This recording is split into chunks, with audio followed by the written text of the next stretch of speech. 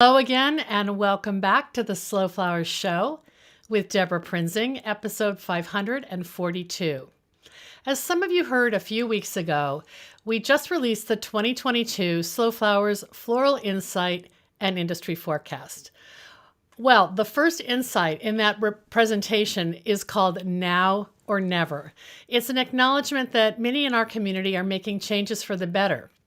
We've been inspired by floral entrepreneurs who are flipping the script, changing their established or safe models to fit a reimagined lifestyle. And today's guest, Jennifer Kouvant, along with her partner, Hans Lee, of Six Dutchess Farm, are part of that shift. Based in the Hudson Valley, Six Dutchess Farm is a first-generation small farm located about 70 miles north of New York City. Their 12-acre farm grows fresh, seasonal cut flowers, specialty berries and herbs, and flocks of beloved animals, including heritage hens and Swedish Gotland sheep. As Jennifer says, we approach farming from a place of deep connection to the land, the animals, and our community.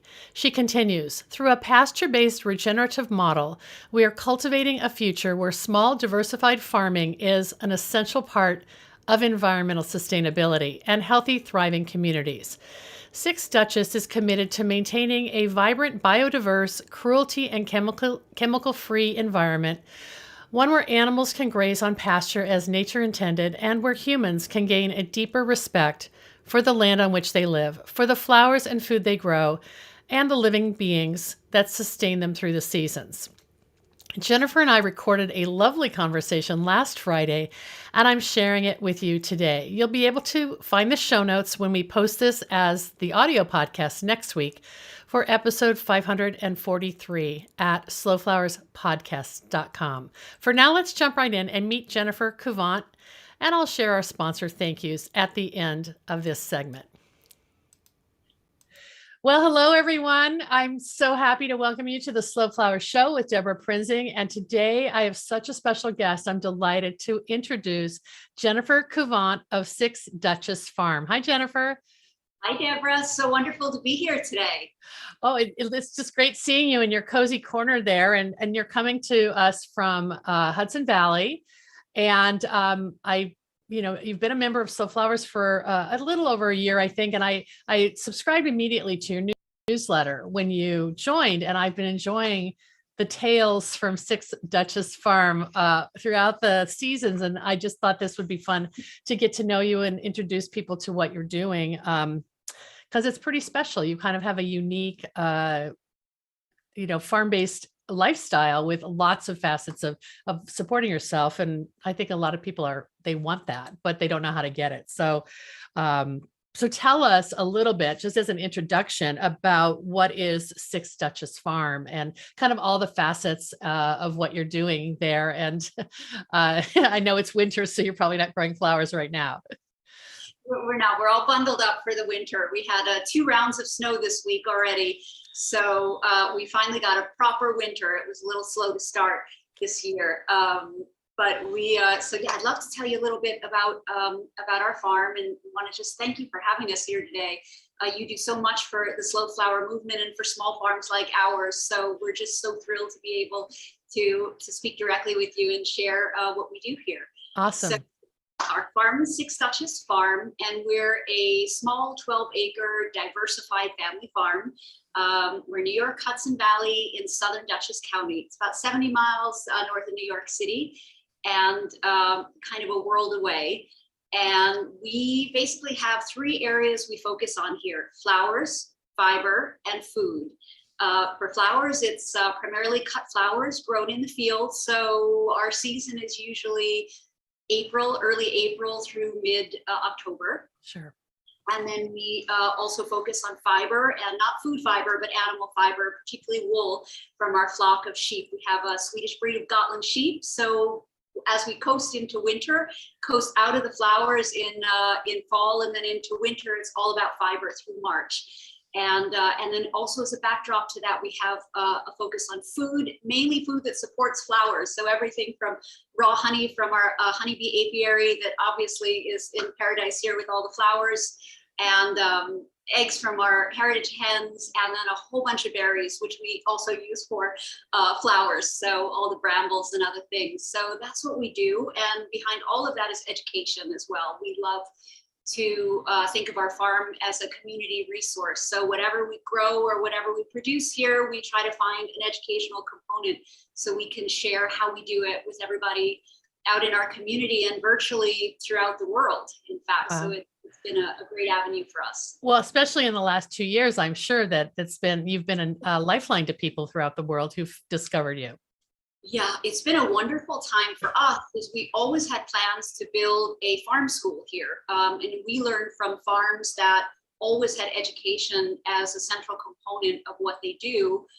So we always thought, how do we physically build the school? But with COVID and our actual farmhouse being central to that learning, that wasn't really an option. So it really kicked us and everyone into virtual learning, but we just jump full in. So you always have to look at everything that you think is a negative, try to find the positive in it. So for us, with all this kind of COVID madness, it was really discovering the immense possibilities of virtual education. Yeah, wow. So it's been fantastic for us and hopefully for the community we've built around the classes. So we really enjoyed that. Well, so you have a sort of buckets of classes that you're doing in terms of education based on the three kind of exactly crop categories or product categories from the farm. So right now we're in January. So like, what is the winter focus? And then we'll kind of walk through the year about connecting with people. So we have virtual cooking classes that are live, hands-on, that go all year round. For now, we've been doing one a month since the pandemic, and we do that all year round. So like this Sunday, we have classes focusing on winter greens, which does grow in this at this time of year in the Northeast.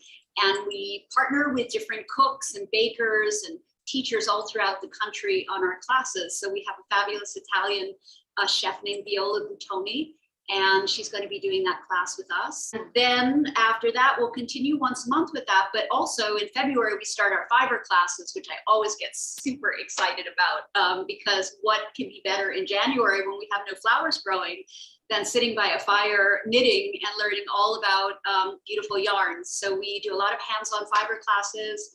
We work with different knitwear designers and crafters in the New York area and beyond. So we do the same. We offer live hands-on classes. We partner with other fiber farmers to talk about their challenges with their flocks, and also always we try to find collaborations and connections with flowers. So if we're focusing on sheep, we'll say, okay, well, how can we teach this also in relation to flowers? So, or in terms of rejuvenating the land, like how do the two parts come together? Because for us on a diversified farm, it's all about the connections with community between the different parts of things we do here. Like how do flowers help fiber? How does food help flowers? You know, what are all those natural connections in an ecosystem? So right. I love it. Stuff like that. Well, okay, let's stop for a minute and talk about fiber, because you have a gorgeous scarf around your neck. You have some lovely yarn in your environment there, and a framed portrait, I believe, of one of your wonderful fiber producing animals, right? Right next to you. I have to say, in full confession mode, this is one thing we aspire to do, but this is actually going to be a class a little further down the road for us in winter and spring. But this is actually from an amazing fiber farm in the Faroe Islands. Oh, wow. Period. In Faroe Islands, who is very well known on Instagram for her photographs of her flock and flower crowns for her flock. It's the thing. She makes the most beautiful floral head arrangements for her farm animals, whether they're shepherd dogs or sheep. So this is one of her beautiful portraits. So we're going to be doing a workshop with her later in the year, which we're super excited about. So I'm giving little props to her gorgeous Faroe Island sheep. Okay, so people are going to want to know who that is so they can follow her. So if you have that, I'll share it in our show notes. Oh, wonderful. I do. Okay. Thank you. So your sheep are a particular breed, and I want to say it correctly, or maybe you can remind us about them. It's Gotland Sheep. So it is a Swedish breed of sheep. Beautiful gray toned, kind of silky woolen sheep that are very friendly and great for like family flocks. They're really very personable. And they're usually a dual purpose breed for meat and fiber, but our sheep are lifers. They're here for life. They live with us until their last years, and they're our treasured farm partners. So we share them twice a year, and they make beautiful, beautiful yarn. In fact, this is in Sweden. Their fiber is mostly used to drape furniture as what we call pelts. So this is I'm sorry, with the light, you can't see it so well, but this is a Gotland pelt. And then when this fleece is shorn from the skin, it is used to make yarn, as we do here. Wow. And is the color, you haven't dyed it or anything. It's just the natural color. Natural. We don't dye all yet. So we love those gray tones, those natural gray tones. And Gotland is one of the only naturally gray tone sheep. They have, I don't know how many hues in the grayscale, but it's enormous. And it's so pretty in its natural state. So we have a small flock, but we try to produce different shades from light to medium to a gorgeous charcoal dark.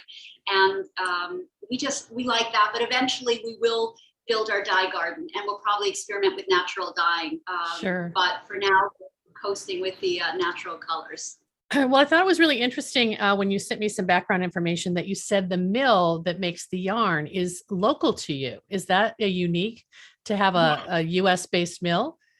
We're so lucky. We're so fortunate. And anyone out there that does have sheep or work with fiber, we so encourage you to find as local a mill as you can. So we've worked since the beginning with Bat and Kill Fibers, which is about a 2-hour drive from here in New York.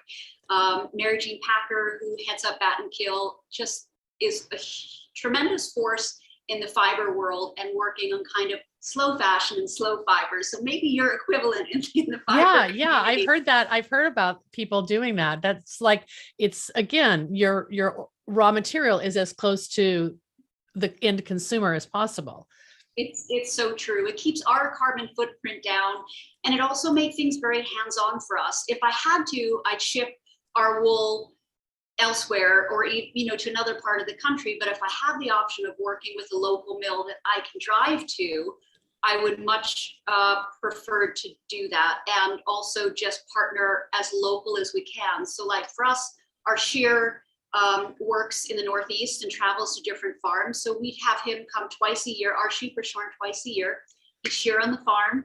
Then we take those fleeces, we save them up, and we would bring them to Mary Jean at Bat and Kill. And then she kind of works her magic. She'll often give us ideas for different things to do. And in fact, just yesterday, we received a huge box in the mail, and it's our latest yarn from Bat and Kill. I don't know if you want to see it. But did you say you would do like an opening video for us, a little reveal? I will. You're the first to see it. So everybody out there, it's brand new, and it's actually something that Bat and Kill had recommended we try. Look at this baby. So this comes from one sheep. This is a product of 1 year of shearing. So that would be 2 fleeces.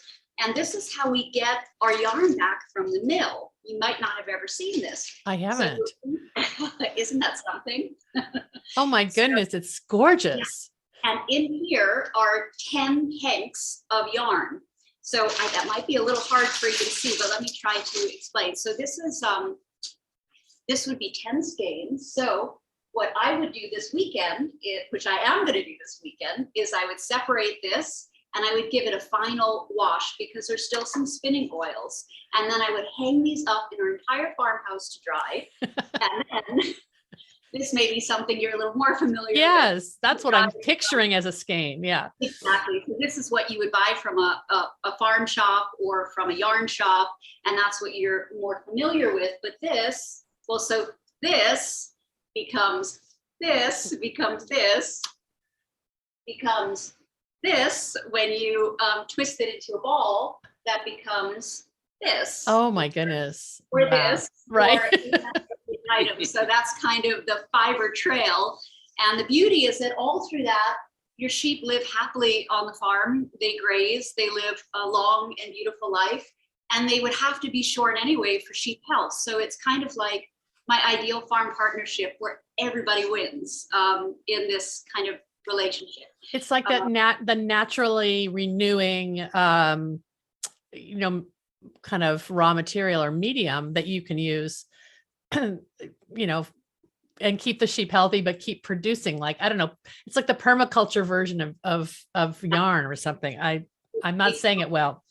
No, you are, and that's exactly right. And the thing for us is like, so we look at raising healthy sheep and healthy fiber the same way we look at growing healthy flowers. And there's so many similarities. So because our flock is a fiber flock and they're lifers, so we keep them here for their life, we have to make sure that they're really healthy. And healthy sheep will mean healthy soil. Yep. It means healthy forage on the soil. If your sheep are on pasture, which is the way nature intended, which is how we do rotationally grazing, we want to make sure that the forage they eat is as healthy as can be, soil is healthy. If there's anything wrong with their health, you'll see it in the fleece. You'll see that it's not growing properly, that it's not growing at all, that it's spotty. So just the same as we look at our flowers and see, okay, how is this growing? Are there spots on these flowers? Wilting, there's something that's not right. You know, it's the kind of same signs we would look for in the animals that we have on pasture. So how much acreage do you have that you're allowed? It sounds like you're allowed to rotate the grazing area as well as maybe where you're growing your flowers. Yeah, we do. We probably rotate the sheep a lot more than we rotate our flowers and other crops. But so for healthy sheep on pasture, you would have to rotate them. We and different farms have different practices. We don't rotate them all around the farm because frankly, we all know what would happen. They would eat all of our flowers. They would take over. That would probably not be a good idea. But and then they wouldn't be well appreciated farming partners if they're eating all your dahlias. Oh, they'd be like goats. They'd be like, they would, oh boy. And they would, let me tell you, they would. They mean well, but maybe the tubers, when we're done with them, we could give them to the sheep. But that's funny. We have paddocks. So before we kind of transformed into a more diversified farm, we were actually a horse farm. And that's how we started, as a small horse farm. So we had paddocks that were already in place for the horses, but they were quite run down after about 10 years of having horses on pasture. So we took a few years off when we changed our farm, and then slowly we started bringing in sheep, our flock, which started quite small. So we rotate them through the pasture, through the paddocks. We have electrified mobile fencing. I move it myself about every 3 or 4 days.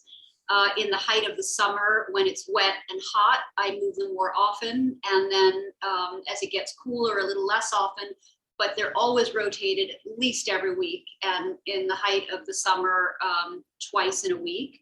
So they may repeat that cycle every 3 months, but it's really important for sheep health that they don't spend too long on any one one plot of land, because they're very like parasitic activity. How many sheep do you have? Well, we have a tiny flock right now. We have half a dozen sheep. Okay. So we have a limited amount of yarn, but hopefully we're going to grow our flock. We really believe in starting small and working your way up as you become more familiar with the needs, whether it's, frankly, flowers, food, or livestock. Take it. And we're only 2 people here, so we take it slow and then work our way up. Well, let's talk about the we and how you got to Six Dutchess Farm. I'd love to hear a little bit about your background and your partner Hans's background.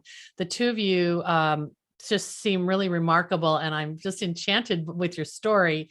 It sounds like you're living the dream, but I know it's through a lot of sweat equity and sacrifice. So just if you wouldn't mind telling us your path to where you are now. I would love to. Let me stick this yarn over here. So otherwise you're going to start getting really warm. Yeah, a little bit. Yeah.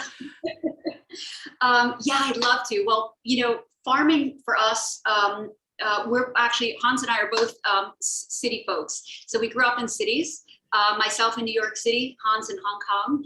And basically like life is how life is, this wonderful kind of a gift that gives us kind of different chapters. So I think we both built up a lot of skills that we never maybe thought would result in a farming life, but kind of everything just pushed us in that direction. And then all of these different snippets of our experiences came together here. But we started the transition out to our farm, I would say after 9/11, and this farm kind of like the COVID days. 9/11 for a lot of New Yorkers was a time when people spread out and found second bases from the city.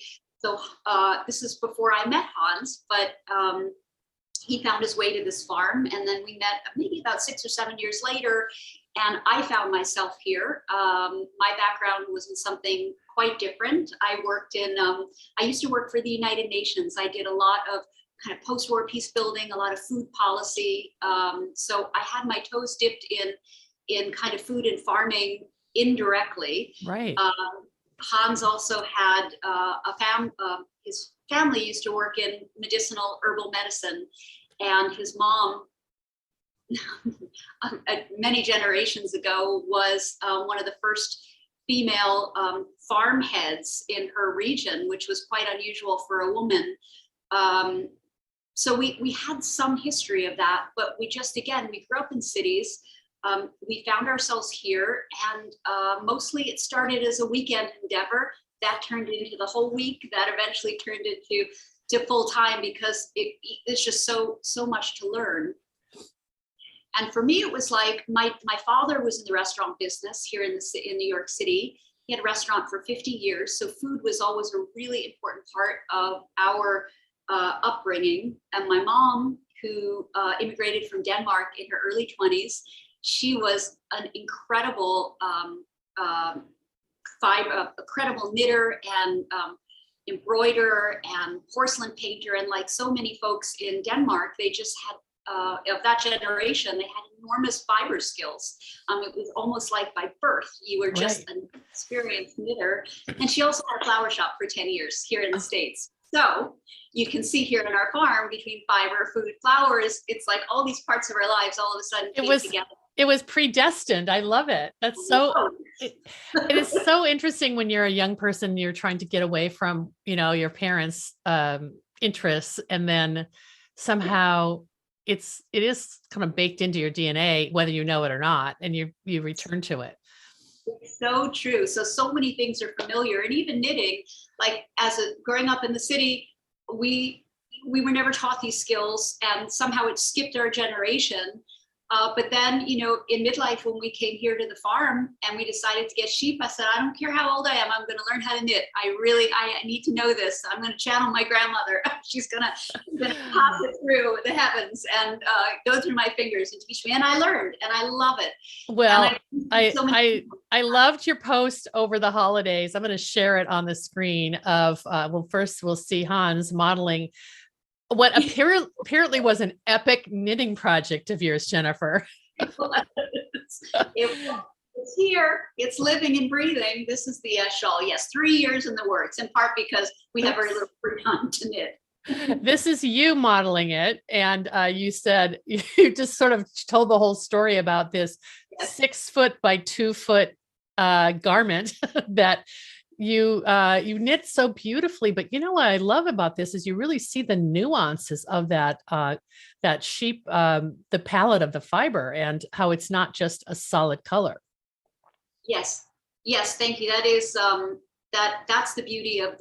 that's the beauty of Gotland wool. The yarn is something very special. It's almost like it's really a specialty yarn. It's not so common here in the States, and anyone who has the pleasure of working with it is just mesmerized by the character and what we call the bloom. It has a very special feel and look and texture. So it's just a joy to work with it. And of course, for us, we always think of the sheep it came from, because every skein of yarn is traceable to the sheep. So, and each one has a very unique personality. So we know exactly what kind of energy is coming. That's so incredible. I really love that. And so you caught my eye. Well, as I said, I'd subscribed to your newsletter, and I loved getting your missives. You're a beautiful writer, and you weave a tale of, probably, as you said, for people all over the world to feel like they're visiting your farm and experiencing all the all Thank your you. seasonal activities. But your holiday newsletter, end of year, I think, really caught my eye because my collaborator in Bloom Imprint and I, Robin Avni, and I were working on basically our trend forecast for 2022. We call it a industry forecast. And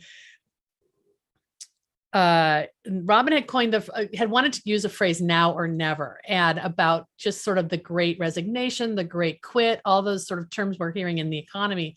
And I sent her your newsletter and I said, look at this language that Jennifer wrote about giving up her New York apartment and moving to the farm. Like this thing was long in coming, but 2021, I got, checked all the boxes for you. So I'd love to have you talk a little bit about how how you endured that and what actually made it, the decision for you and Hans to give up your apartment in the city and become, basically the rural integrated farmers that you are.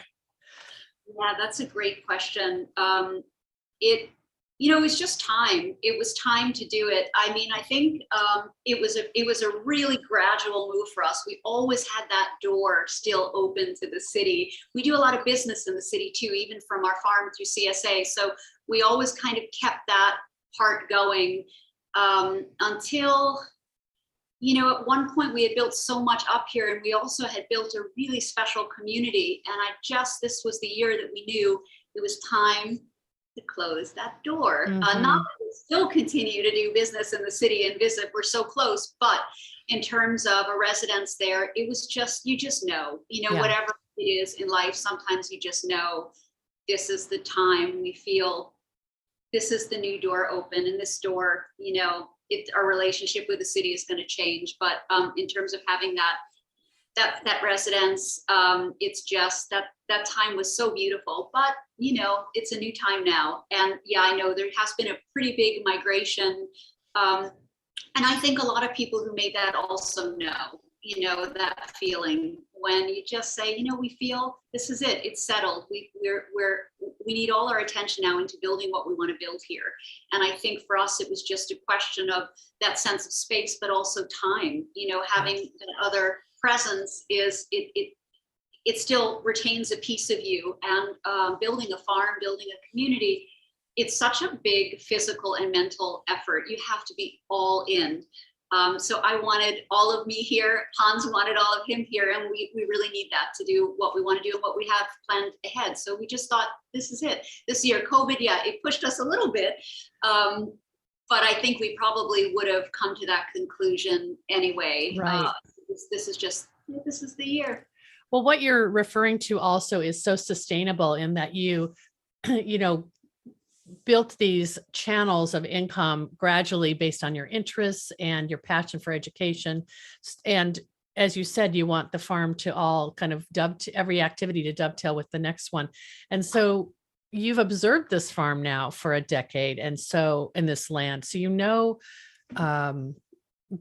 learned from it, I guess. You've learned from the seasons and from the crops and from the animals. And it feels right to just listen to you talk about how you move through the year on the seasons. Food being, it sounds like more of a year-round activity with your food education and your cooking classes. But then, the flowers seem to layer in and not disrupt anything. They just kind of happen when you have a growing season available to you. Yeah. It's very true. Flowers were the last addition we've made here. And I always felt it was something that was really missing. And I can't quite figure it out, but flowers are such a joyful gift. Whether you grow them or you gift them or you sell them, it's just something that is so universally inspiring. And so I always felt like we need to bring, this is the last part that we need to bring on the farm. And actually our journey was via that fabulous flower workshop. And we went through that along with so many small flower farmers and learned how to do it. Because in my head, it was always, how can we make this work? Do we have enough space? Will the sheep eat the flowers? Like, how can we do it? Right. Yeah. So what is, like, describe maybe what your mix is. What are you growing and kind of what are you specializing in based on the availability of your time and your land?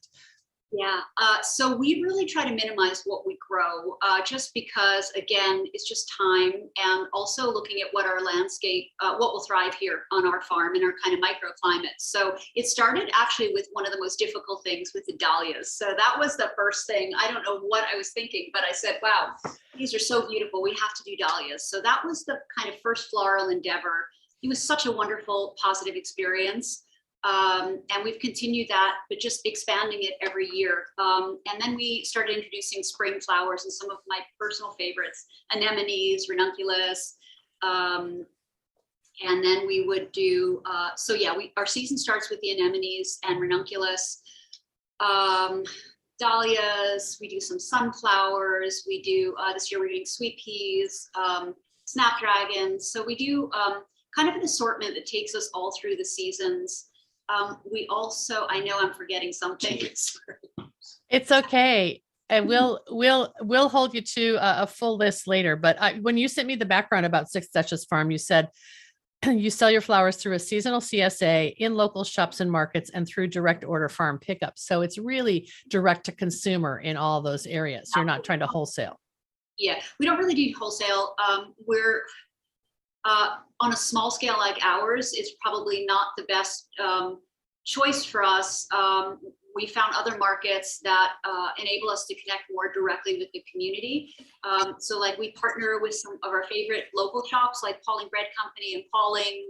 They're so fantastic to us, and we flood their shop with flowers all year round. Oh, not all year round, but spring through in the season. The dahlia season. Yeah. So, and then we do CSA in the city. And also this year we built a farm, a flower shed for pickups so that we can have farm pickups.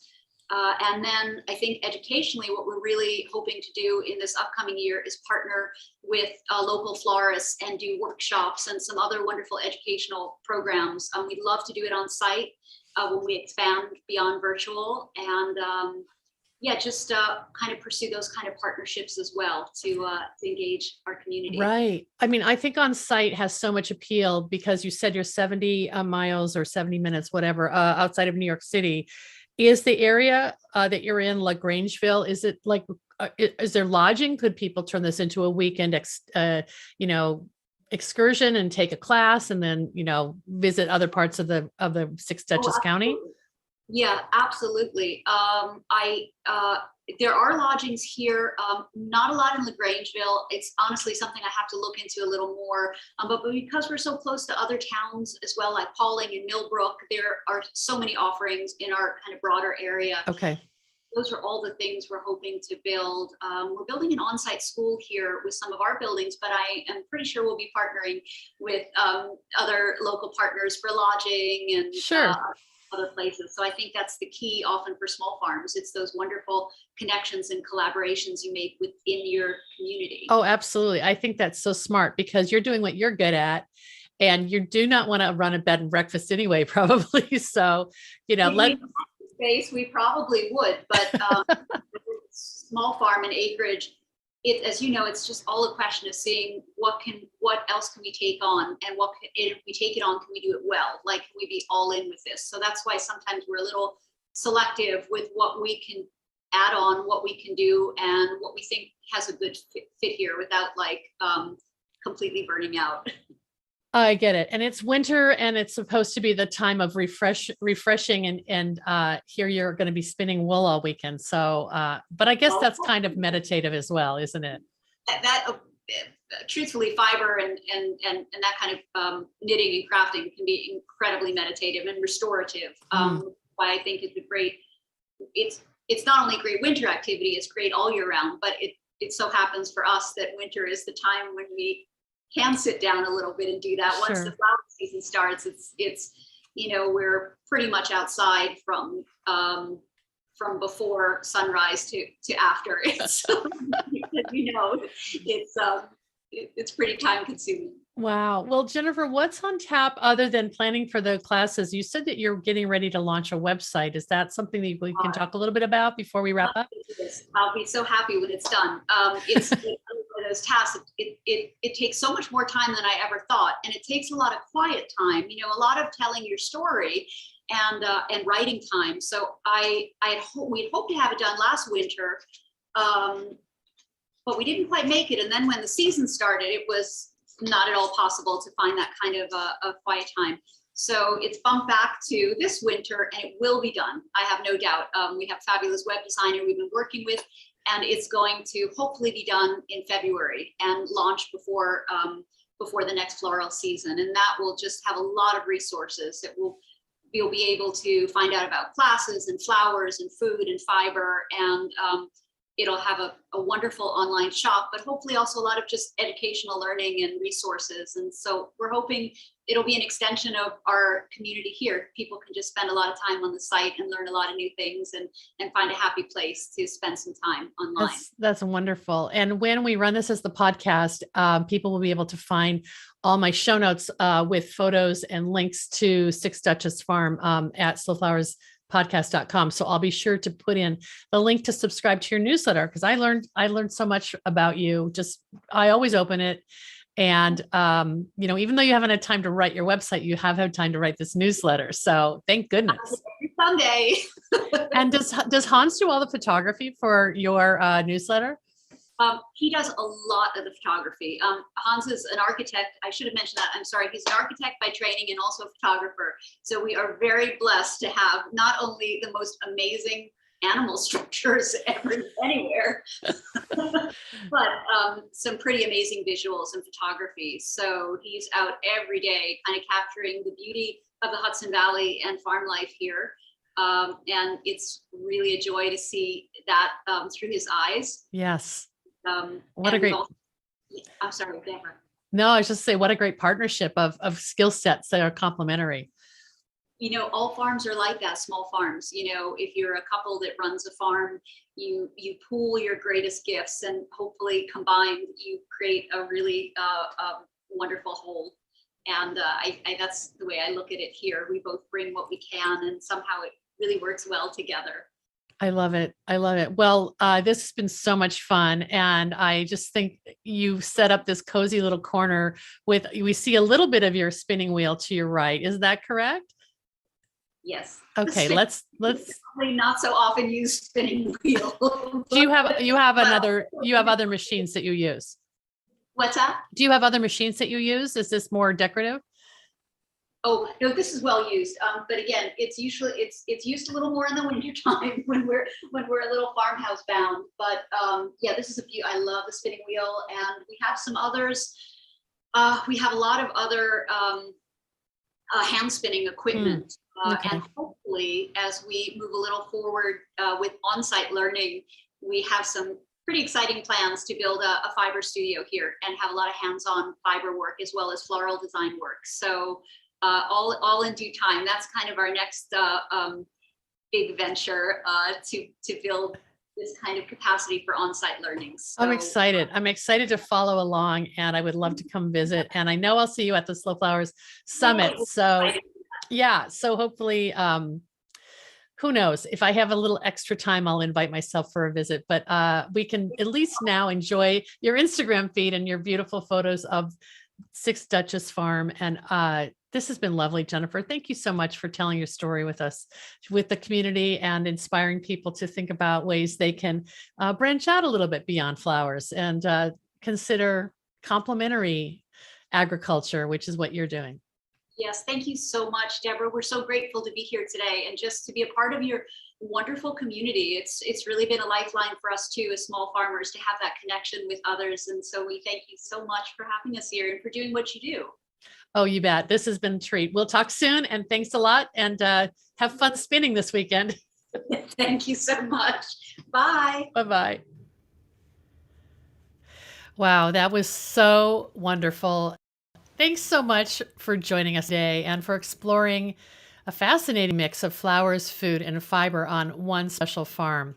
Next week, you'll be able to see all the beautiful photography by Hans Lee, Jennifer's partner, and find a link to sign up for Six Dutchess Farm newsletter. We'll have that in our show notes at slowflowerspodcast.com for episode 543. Before we wrap up, I have a few sponsor thank yous.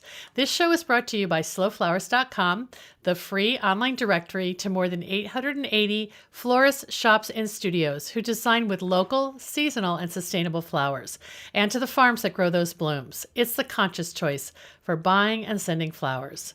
Thank you to our lead sponsor for 2022, Farm Girl Flowers. Farm Girl Flowers delivers iconic burlap wrap bouquets and lush, abundant arrangements to customers across the U.S., supporting U.S. flower farms by purchasing more than $11 million of U.S.-grown fresh and seasonal flowers and foliage annually. Discover more at farmgirlflowers.com. Thank you to Roadie. Roadie is an on-demand delivery company offering affordable, same-day and scheduled delivery. With a network of friendly local drivers who handle each delivery with care and one-on-one support from a designated account manager, Roadie guarantees a smooth and reliable delivery experience from pickup to delivery. Sign up for your first delivery at roadie.com/slowflowers. Use the promo code SLOWFLOWERS, that's one word, to get $5 off.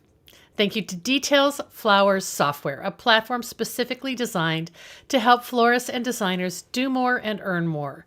With an elegant and easy-to-use system, Details is here to improve profitability, productivity, and organization for floral businesses of all shapes and sizes.